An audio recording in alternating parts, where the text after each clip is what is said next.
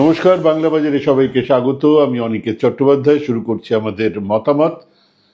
আজকের শীর্ষক দুর্ঘটনা নয়, চূড়ান্ত অবহেলার ফল, ভারতের আকাশপথে বিপদের ছায়া।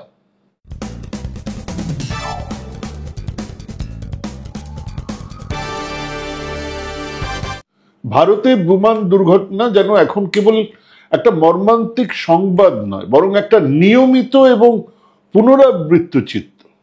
প্রত্যেকবার আমরা একই ধরনের ঘটনা দেখছি।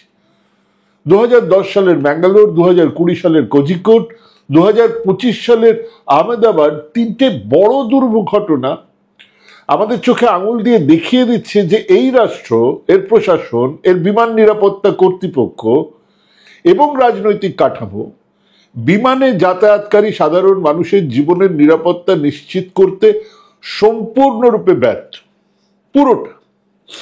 আর তার সঙ্গে জড়িয়ে আছে কোটি কোটি টাকার ব্যবসা, বিভিন্ন রাজনৈতিক দলের নেতাদের স্বার্থ, আর এখনকার সরকারের বেচে দে পলিসি। সরকার আর বিমান চলাচল নিয়ন্ত্রক সংস্থাগুলোর প্রতিক্রিয়া দেখে বারবার মনে হচ্ছে যে এই দুর্ঘটনাগুলো হঠাৎ ঘটে যাওয়া দুর্ঘটনা, যা এড়ানো সম্ভব ছিল না। কিন্তু বাস্তবটা হলো এটাই হবার ছিল, এটাই ছিল একটা অবশ্যম্ভাবী পরিণতি, একটা দীর্ঘদিন ধরে চলা অবহেলার দায় এড়ানো আর কর্পোরেট লোভের ফল। 2025 সালের 12 জুন এয়ার ইন্ডিয়ার ফ্লাইট A1171 আহমেদাবাদ থেকে লন্ডনের গ্যাটউইকের উদ্দেশ্যে রওনা হওয়ার টেক অফের 31 সেকেন্ডের মাথায় আছড়ে পড়ল এক 6 তলা বাড়ির ওপরে। এটা অস্বাভাবিক কিছু? আদৌ নয়, আদৌ নয়। এটা আসলে একটা ভয়ঙ্কর সতর্কবার্তা, যেটা বহু বছর ধরে বারবার শোনা যাচ্ছে। কিন্তু ভারতের বেসামরিক বিমান পরিবহন মন্ত্রক, MOCA যেটাকে বলে, আদালত, directorate general of civil aviation, DGCA যেটাকে বলে, airport authority of India, AAI, এবং দেশের সমস্ত এয়ারলাইন্স যেন ধৃতরাষ্ট্র, চোখ বন্ধ করে রেখেছে। নিরাপত্তা আর প্রশিক্ষণ সংস্থাকে ব্যবস্থা তাকে শক্তপোক্ত করার কোনো চেষ্টা নেই। কেবল উড়ান বাড়ছে, রুট বাড়ছে, এয়ারপোর্ট বাড়ছে, আর ঝান্ডা দেখাচ্ছেন মোদিজি সব জায়গায়, ঠিক যেরকম রেল হচ্ছে সেরকম। আর তার সঙ্গে এক বিশ্বগুরুর স্লোগান, ভারত বিশ্বের দ্রুততম বেড়ে ওঠা বিমান ব্যবস্থা। এ ধরনের একটা ঢাকঢোল পেটানো কথাগুলো দুর্নীতি আর রাজনৈতিক হস্তক্ষেপে শেষ পর্যন্ত একটা পাকা বুলি হয়ে থেকে যাচ্ছে। সবচেয়ে বড় যেটা সমস্যা হলো, এখানে একেবারে কোনো জবাবদিহিতা, কোনো দায়বদ্ধতাই নেই। কেউ রেসপন্সিবল না। মাঝে মধ্যে পাইলটদের ছাড়া আর কাউকে কখনো দায়ী করা হয় না। শুনেছেন কখনো যে এই দুর্ঘটনার জন্য এরা দায়ী, এদের শাস্তি হলো? কেউ নয়। অথচ পচনটা দেহের আগে, বহু আগে শুরু হয়েছে একেবারে মাথা থেকে। ব্যাঙ্গালোর থেকে আহমেদাবাদ একই ভুল নতুন নামে হয়েই চলেছে। 2010 সালে ব্যাঙ্গালোরে এয়ার ইন্ডিয়া এক্সপ্রেসের ফ্লাইট IX812 দুর্ঘটনা হয়েছিল। রানওয়ের বাইরে গিয়ে খাদে পড়েছে। রানওয়েটা একটা টেবিল টপের মতো। রানওয়ে থেকে বেরোলে খাদ, যে জায়গায় রানওয়ে হবার কথা নয়। 158 জন সেখানে মারা গেল। দুর্ঘটনার কারণ যেটা উঠে আসছে সেটা হচ্ছে পাইলট ক্লান্ত ছিলেন, অবতরণ যেটা ল্যান্ডিং সেটা ছিল খুব দেরিতে, রানওয়ে ছিল টেবিল টপ টাইপ, দুপাশে গভীর খাদ, সেখানে রানওয়ে হবার কথা নয়।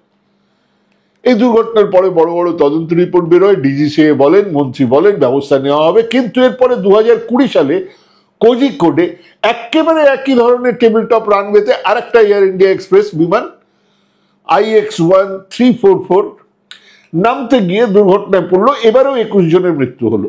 প্রশ্নটা তখনই যদি উঠেছিল যে ম্যাঙ্গালোর থেকে যদি শিক্ষা নেওয়া হতো তাহলে কোঝিকোডে এটা হতো না, এই দুর্ঘটনা এড়ানো যেত, নিশ্চয়ই যেত। কিন্তু মাথায় বসে থাকার লোকজনদের সেই চেষ্টাই নেই। তারপর কেটেছে মাত্র 5 বছর। 2025 সালের 12 জুন আহমেদাবাদ থেকে লন্ডনের উদ্দেশ্যে রওনা দেওয়ার এবারে ফ্লাইট 1171 AI বলে AI171 রানওয়ে ছাড়ার কিছুক্ষণের মধ্যে ভেঙে পড়ে শহরের আবাসিক এলাকায় এবং সমস্ত এখন যা বোঝা যাচ্ছে প্রায় 350 মানুষ মারা গেছেন অলরেডি। আবারও তদন্ত হবে। মজার কথা দেখুন, তদন্ত শুরু হবার আগেই ডিজিসি এর বিবৃতি আবার এসে গেছে এবং মন্ত্রী আবার বলেছেন নিয়ম মানা হয়েছে। নিয়ম কিন্তু সব মানা হয়েছে, আরে তদন্তই শুরু হয়, নিয়ম মানা হয়েছে বলে দিলেন। সেই নিয়ম মানার পরেও 275 জনের বেশি মানুষের প্রাণ চলে গেছে। আমি এর আগের দিনই বলেছিলাম, হ্যাঁ এর পেছনে আছে বেধড়ক বেসরকারীকরণ। বলেছিলাম আহমেদাবাদ বিমানবন্দর থেকে রানওয়ে মেনটেন্যান্সের দায়িত্ব আছে আদানি, কেউ বলছেন না সেই কথাগুলো। কেউ জ্ঞান দিতে এলেন এরোপ্লেন মেনটেন্যান্স আর এয়ারপোর্ট মেনটেন্যান্স আলাদা। হ্যাঁ আলাদা তো, জানি তো, কিন্তু আসুন বোঝা যাক এয়ারপোর্ট মেনটেন্যান্সে গাফিলতি থাকলে এটা হতে পারে কি না। গত 1 দশকে ভারতের বেশিরভাগ বড় বিমানবন্দর বেসরকারি কর্পোরেটদের হাতে তুলে দেওয়া হয়েছে, বিশেষ করে আদানি গোষ্ঠী। 2019-এর পর থেকে আহমেদাবাদ, মুম্বাই, জয়পুর, লখনৌ, ত্রিবান্দ্রম, গুয়াহাটি সবকটা গেছে প্রাইভেটের হাতে। এই বেসরকারীকরণ একধারে পরিকাঠামো উন্নয়নের সুযোগ তৈরি করার একটা কথা বলা হয়েছে, অন্যদিকে একটা গুরুতর সমস্যা তৈরি করেছে নিরাপত্তার খাতে ব্যয় কমিয়ে মুনাফা বাড়ানো। আহমেদাবাদ দুর্ঘটনার পরে ভিডিওতে পরিষ্কার দেখা যাচ্ছে, আবার ভিডিওগুলো দেখুন, সব ভিডিও ইউটিউবে পাওয়া যাচ্ছে, রানওয়ের ধারে ঘাস কাটার মতো মৌলিক কাজ, জরুরি কাজ হয়নি। বর্ষার আগে ICAO নির্দেশনা অনুযায়ী এটা একেবারে মাস্ট করতে হবে, 3 ইঞ্চির কম ঘাস রাখতে হবে। কেন রাখতে হবে? যাতে পোকামাকড় না হয়। পোকামাকড়ে বিমানের কি হয়? বিমানের কিছু হয় না, পোকামাকড় থাকলে পাখি আসবে। পাখি যাতে না আসে তাতে 3 ইঞ্চির কম ঘাস রাখতে হবে। অথচ দেখুন পরিষ্কার ঘন ঘাসে ভরা এলাকা জুড়ে পাখি এসে বিমানের ইঞ্জিনে ধাক্কা মারছে। আবার দেখা যাচ্ছে রানওয়ের একদম কাছে, 101 কিলোমিটারের মধ্যে, যেখানে রানওয়ে শেষ হয়েছে তার তো 1 কিলোমিটারও নয়, 6 তলা বিল্ডিং নির্মাণ করা হয়েছে। বিমান ওড়ার পথেই সেটা বাধা হয়ে দাঁড়াবে, কেউ প্রশ্ন করলো না। যারা মেনটেন্যান্স করছেন এয়ারপোর্ট, হ্যাঁ এটা তাদের দায়িত্ব। যারা প্লেন মেনটেন্যান্স করছেন তাদের দায়িত্ব নয় গিয়ে যে রানওয়ের কতটা দূরত্বে কোন বাড়ি হবে, রানওয়ের ধারে ঘাস কাটা হবে কিনা। প্রশ্ন হলো এই অব্যবস্থা কি প্রাইভেট কোম্পানি না দেখে করেছে? না, তারা দেখেছে কিন্তু অবহেলা করেছে। কারণ নিরাপত্তা মানে খরচ, ঘাস কাটা মানে খরচ, আর মুনাফা মানে কাটছাট মানে লাভ। পেশাদারদের বদলে আমরা ডিজিসিএ, AI এর কঙ্কালসার অবস্থা, পেশাদারদের বদলে গারা বসেছে, সেখানে সমস্ত আমলারা বসেছে। ভারতের directorate general of civil aviation আর এয়ারপোর্ট অথরিটি অফ ইন্ডিয়া, দুটো সংস্থার কাঁধে ভারতের বিমান চলাচলের যাত্রী নিরাপত্তার দায়িত্ব। দুটো সংস্থার নেতৃত্বে রয়েছেন যারা রাজনীতিবিদ, তাদের পছন্দের আমলারা বিভিন্ন। আপনি দেখবেন একটা ফোন করছে, আমি একটু দেরিতে পৌঁছবো, 10 মিনিট ফোন, প্লেন দাঁড়িয়ে থাকছে তাদের জন্য, আজকে নয়, আমরা দেখেছি এই প্লেন দাঁড়িয়ে থাকার আমলাদের কতখানি কাজ। যখন সত্যজিৎ রায় এখান থেকে পথের পাঁচালী পাঠাচ্ছেন, বাইরে যাচ্ছে, এই তার রিলগুলো, যে সিনেমার রিলগুলো যেগুলো পাঠাতে যাবেন, তখন বিধান রায়ের একজন সচিব রাইটার্স থেকে ফোন করে বলেছিলেন প্লেনটা দাঁড় করেন। প্লেনটা দাঁড় করালে যেতই না সেদিনকে ওই রিল। তো খালি ওই সত্যজিৎ বাবুর পথের পাঁচালীর ফিল্ম পাঠানোর জন্য নয়, ও মন্ত্রী শালাবাবু আসছে তার জন্য প্লেন দাঁড় করিয়ে রাখা হচ্ছে, এই আমলাদের জন্য। এরা প্রযুক্তিগতভাবে কোনো যোগ্যতা নেই, এদের হে হে করা ছাড়া কোনো যোগ্যতা নেই। তাদের প্রধান কাজ হচ্ছে মিডিয়ার সামনে দাঁড়িয়ে বিবৃতি দেওয়া, আর কোনো সমস্যা হলে পাইলটদের ঘাড়ে সেটাকে চাপিয়ে দেওয়া। ঠিক যেরকম রেলে হচ্ছে, ড্রাইভারদের দোষ, গার্ডের দোষ, গ্যাংম্যানের দোষ, সিস্টেমটা ঠিক আছে। আহমেদাবাদ দুর্ঘটনার পরে ডিজিসিএ যেটা করেছে তা আন্তর্জাতিক নিয়মের সরাসরি লঙ্ঘন, করা যায় না এটা। তারা পাইলটের নাম ছবি প্রকাশ করে দিয়েছে তদন্ত শুরুর আগেই। এটা ইন্টারন্যাশনাল নর্মস যে একটা দুর্ঘটনা ঘটলে তার পাইলট এবং ক্রু মেম্বারদের নাম ছবি প্রকাশ করা হবে না। তার কারণ তদন্ত হবে, তদন্ত যারা করবেন তারা তাই দিয়ে প্রভাবিত হতে পারেন। এবং বলে দিয়েছেন কে কতদিন কিরকম ট্রেনিং পেয়েছেন, কার কত ঘন্টা আছে, সমস্ত বলে দেওয়া হয়ে গেছে। আইসিএও নিয়ম হলো কোন দেশের বিমান দুর্ঘটনার রিপোর্ট তদন্ত চলাকালীন ক্রুদের নাম প্রকাশ করা যায় না। অন্য কোনো চ্যানেলে এই কথা শুনবেন না, অন্য কোনো ইউটিউব চ্যানেলে, কোনো টিভি চ্যানেলে এই কথাগুলো বলছে না। ঠিক যেরকম ধর্ষণ হলে ধর্ষিতার নাম এবং ছবি প্রকাশ করা যায় না, তার একটা অন্য মানবিক কারণ আছে। এখানে টেকনিক্যাল রিজনে ক্রু মেম্বারদের নাম দেখানো যায় না, ছবি প্রকাশ করা যায় না।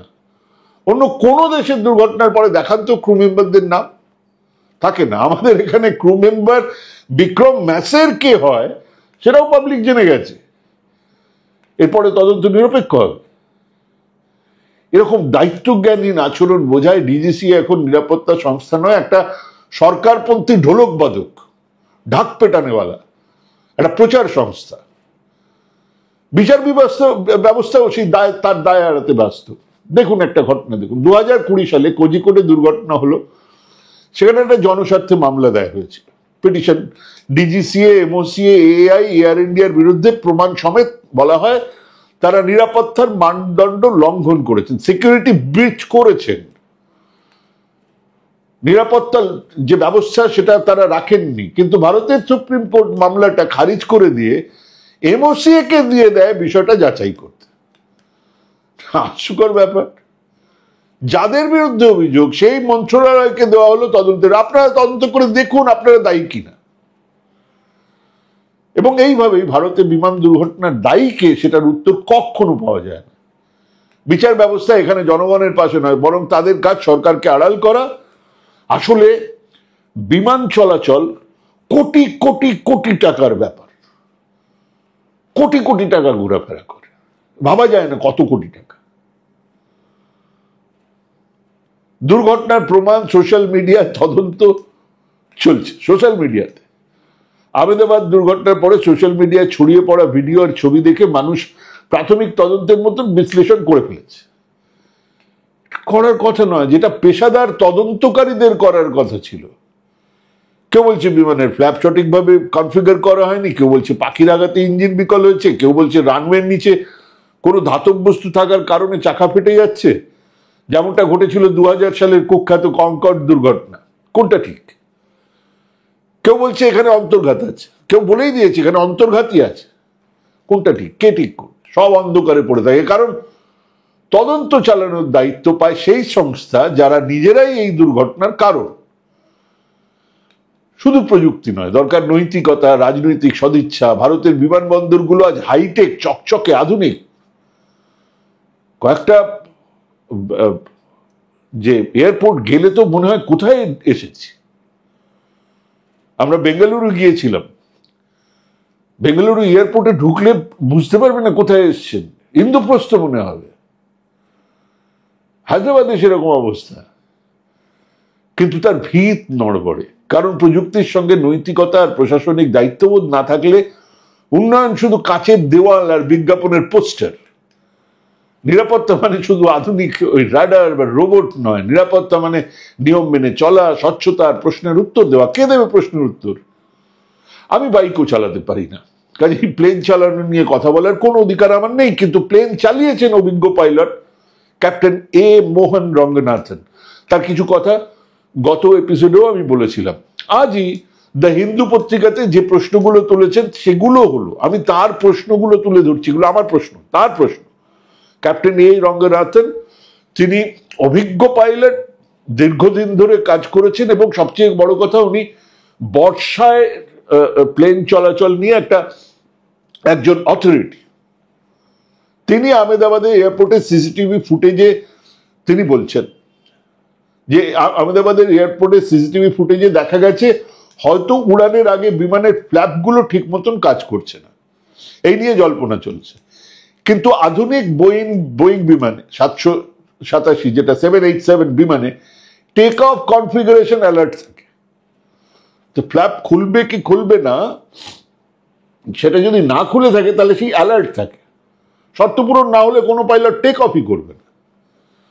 তিনি বলছেন আর একটা গুজব ছড়িয়েছে, ফ্লাইটটা রানওয়ের মাঝামাঝি ইন্টারসেকশন থেকে ছেড়েছিল, মানে যতটা দূর থেকে দৌড় শুরু করার কথা ততটা নয়, তার মধ্যখান থেকে করেছিল, কাজে ওই দৌড়টা হয়নি। অনেকের কথা বলেছে, কিন্তু তিনি বলছেন এটা বড় সংস্থার ডেটার তথ্য বলছে বিমানটা পুরো রানওয়ে শুরু থেকেই উড়েছিল। এরপরে ক্যাপ্টেন রঙ্গনাথন যেটা বলছেন সেটা খুব গুরুত্বপূর্ণ। তিনি বলছেন সিসিটিভি ফুটেজে দেখা গেছে রানওয়ের দুপাশে ঘন ঘাস জন্মেছে। যদিও বর্ষা শুরু হয়ে গেছে, কিন্তু বর্ষার আগে নিয়ম অনুযায়ী ঘাস 3 ইঞ্চির কম কেটে দেওয়া দরকার, নইলে পোকামাকড় উই পোকা বাড়ে, যা পাখিকে আকর্ষণ করে। আহমেদাবাদ বিমানবন্দর এমনিতেই বার্ড হ্যাজার্ড, পাখির সমস্যা প্রবণ, ও এর আগে এই ঘটনা ওখানে ঘটেছে এবং উনি মনে করছেন সম্ভবত পাখির ধাক্কা থেকেই বিপর্যয়টা হয়েছে। তার অবজারভেশন, বিমানটার উড়ান শুরুতে স্বাভাবিক মনে হলো, 30 সেকেন্ড পরে একজন যাত্রীর বয়ান, একটা ভিডিও সাক্ষাৎকারে বড়সড় শব্দ শোনা যাওয়ার কথা বলা হয়েছে। সম্ভবত রানওয়ের কাছে পাখি ছিল যারা ইঞ্জিনে ঢুকে গিয়ে কম্প্রেসার স্টল ঘটিয়েছে। কম্প্রেসার স্টল মানে কম্প্রেসার থেমে যাওয়া। উড়ানের পরে বিমানের নাক একটু উপরের দিকে থাকলেও, যেটা মোটামুটি এই রকম ওপর থাকে, 7 ডিগ্রি হয়ে উপরে উঠে আবার সে মধ্য আকাশে গিয়ে অনেক একটা হাইট নিয়ে সে সমান। এখানে সামান্য একটুখানি ওপরে ছিল, তারপরে আবার সমান হয়, তারপরে পড়ে যায়। এই ওঠার গতিটা কম ছিল, হয়তো ইঞ্জিনে পাখি ঢুকে যাওয়ার ফলে থ্রাস্টটা কমে গেছে, অর্থাৎ যেভাবে ভাসতে চায় একটা প্লেন সেই থ্রাস্ট কমে গেছে। এরপর বিমানটা উচ্চ নাক কোণ ধীরে ধীরে নামতে থাকে, যা স্টলের লক্ষণ, অর্থাৎ ওই থেমে যাওয়ার লক্ষণ, কম্প্রেশন। কারণ বিমানটা একটা বিল্ডিং এর উপর আছড়ে পড়ছে, কিন্তু ল্যাজের অংশ অক্ষত থাকে। ক্যাপ্টেন রঙ্গনাথনের মতে আরেকটা সম্ভাবনা হলো রানওয়েতে ধাতব কোনো টুকরো। তিনি বলছেন যে এই ধরনের থ্রাস্ট লসের আরেকটা কারণ হতে পারে ফরেন অবজেক্ট ড্যামেজ।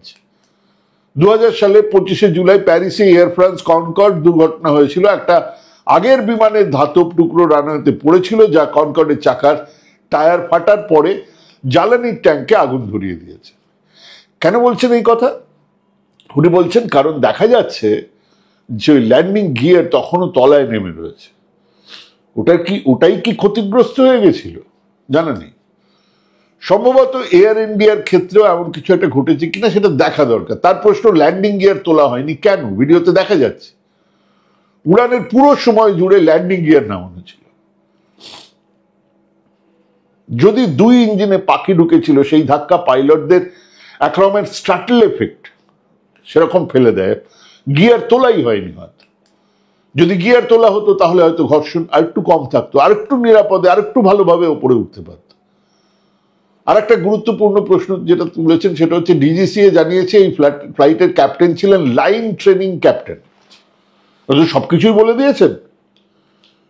তিনি নাকি ছিলেন, আমি নাম বলছি না, লাইন ট্রেনিং ক্যাপ্টেন। তাহলে কি এটা প্রশিক্ষণ ফ্লাইট ছিল? মানে উনি প্রশিক্ষণ দিচ্ছেন, কো পাইলট কি কন্ট্রোলে ছিলেন আসলে? লাইন ট্রেনিং ক্যাপ্টেন একজন এই ফ্লাইটটা চালাচ্ছিলেন, না তিনি প্রশিক্ষণ দিচ্ছিলেন? যদি তাই হয় তাহলে কম থ্রাস্ট কন্ট্রোল বদল আর উত্তেজনার মধ্যে গিয়ার তোলার কথাটা হয়তো মাথা থেকে বেরিয়ে গেছে।